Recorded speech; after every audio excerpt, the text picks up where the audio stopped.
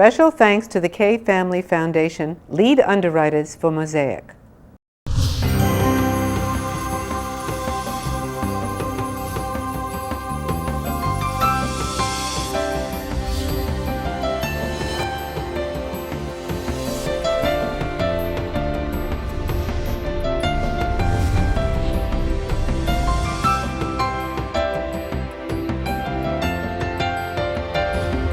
Hello, my name is Barbara Kay, and on behalf of the Jewish Federation of Palm Beach County, I'd like to welcome you to our program, Mosaic. We're on location today at American University in Washington, D.C., and we're here for a very special focus. It's called Verdi's Requiem of Defiance. We'll be back with our guest and our program right after this brief message.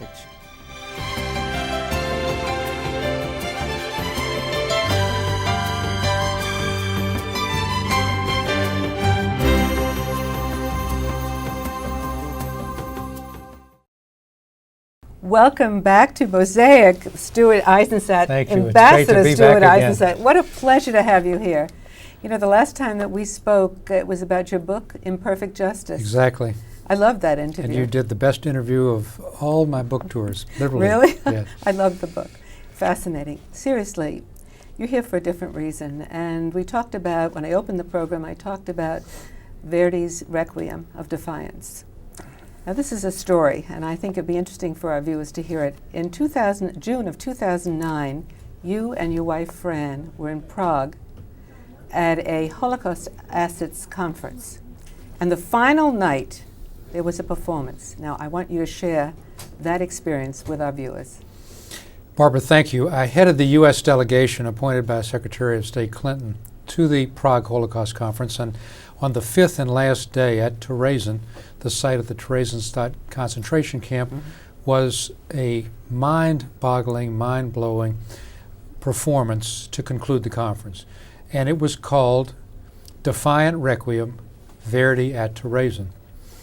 When Fran and I, my wife, saw it, we ran up to the creator and conductor, Murray Siddlin, and we said, Murray, we've got to bring this to the Kennedy Center in Washington. We want our government leaders to see this, we want the diplomatic corps to see it, and we want survivors in the Washington community to see it.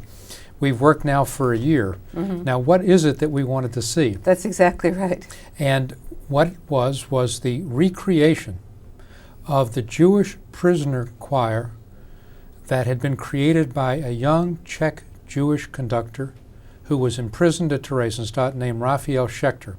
He used a smuggled score of Verdi's famous Catholic Requiem and taught a 150-person Jewish choir after 12 14-hour workdays this exceedingly complex score. They performed it on 16 occasions, the last on June 23, 1944, before high-ranking Nazi officials who came in from Berlin with the International Red Cross. Now, this turned into, Barbara, a very infamous and bittersweet experience. It was the last of the 16. The Nazis were trying to show the International Red Cross that they were really having humane conditions for the Jews. So it was like a propaganda. It was totally propaganda. It was what we would call a Potemkin village.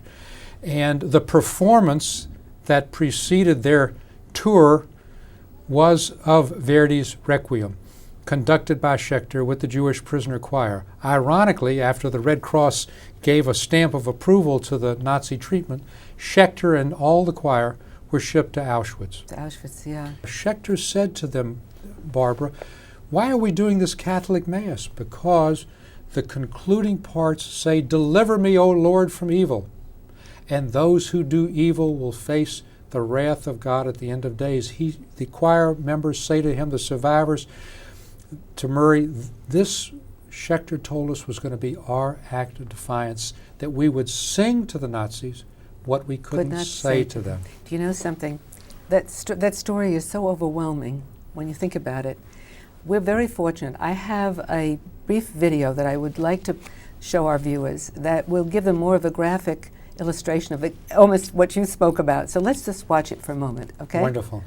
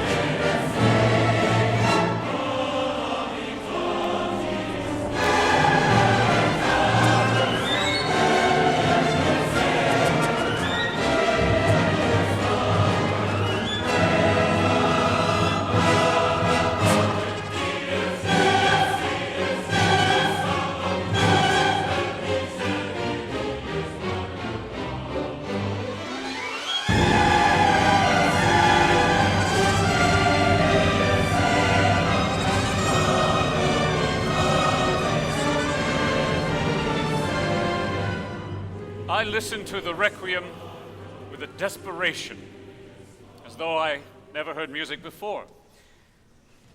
What a rejuvenating and hopeful experience it was.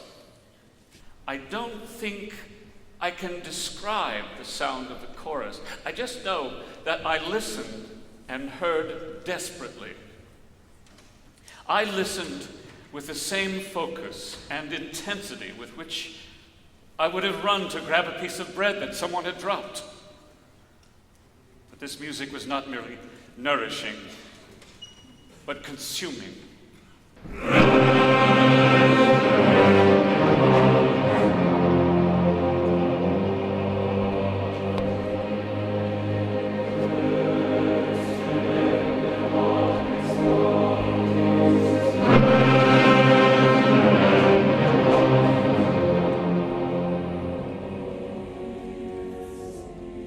Defiant Requiem tells the story of Verdi's Requiem as an act of defiance. An inspired declaration by prisoners against Nazi oppression. The music was their way of fighting against the incarceration.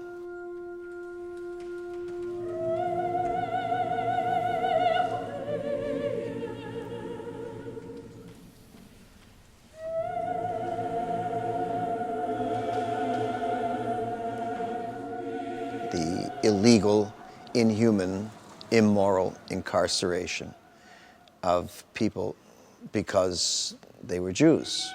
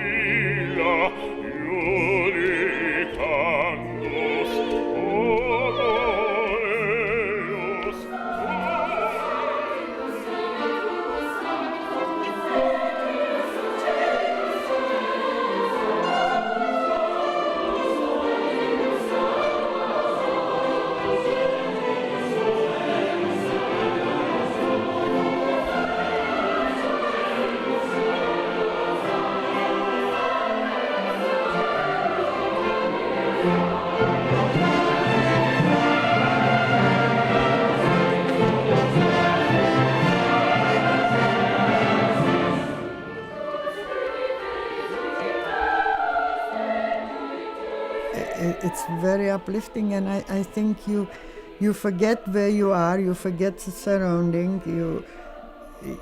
There are things that today I can't imagine. What did we do for this? What did we do for that? I don't remember, but the music and that I remember. We sang into their faces, the faces of clearly not our captors, because our spirits were intact. We found the strength to defy and resist emotional, psychological, and even physical defeat for those who were left. But still, they were the enemy. Now your viewers know the power of what we saw, but that's just a piece of a PBS documentary. When Fran and I saw it, and we said to Murray, we ran up to him, we'd never met him in his life, we said, we've got to bring this to Washington to see, have policymakers and others. But we said, particularly Fran, this shouldn't be a one-night concert. It needed to have a broader educational message for younger generations to come who will never meet a Holocaust survivor. And so what we've done in this year, we are bringing the concert to the Kennedy Center, sold out after 2.5 weeks, 2,400 people. We've also created a new Raphael Schechter Institute at Terezin, the city where Terezinstadt was. And beginning this summer, 2011, we will begin in each successive summer having performances, not just of this, but of the myriad of things that the prisoners at Terezinstadt did before they were, quote unquote, shipped to the East. There's a museum there, too. There's a museum. We're going to talk There were about that. 1,000 lectures given by scholars. There is art, magnificent art. There were dances and choral and jazz, as well as this Verdi Requiem. And that's what we're going to do at the Schechter Institute, to remember his name, to remember the courageous person who organized this Verdi Requiem choir, but also to show the world what was lost at Terezin and this wonderful amalgam of scholars and artists and musicians. That were wiped out. You know something? We're here at the American University campus for a symposium, which you are part of this evening. And that's why we're in this classroom with the piano behind you. It's a music room, obviously. Nonetheless, we're having Pam Nadell, Dr. Pam Nadell, come on to meet with us, because I want to talk about what the educational opportunity is here that's going to take place this evening, and what the Jewish Studies program in general is at American University. Yes, well, thank you. Pam and American University are our sponsors, but I want your audience to know that what we've done has a grant from the National Endowment for Humanities, the educational component. We have the co-sponsorship of the entire bipartisan Republican and Democratic leadership in the House and Senate. We have 5 governments co-sponsoring, including Israel, Germany, Austria, Sweden, JDC. and the Czech Republic, The JDC. the Joint Distribution Committee. Many other foundations are all contributing to this massive effort. Mr. Ambassador, you've done it again. Thank It's you, a pleasure. Thank you Thanks so for having much. us. Okay, I have to. I'm sorry, we could go on with you. We'll be back with the remainder of our program right after this brief message.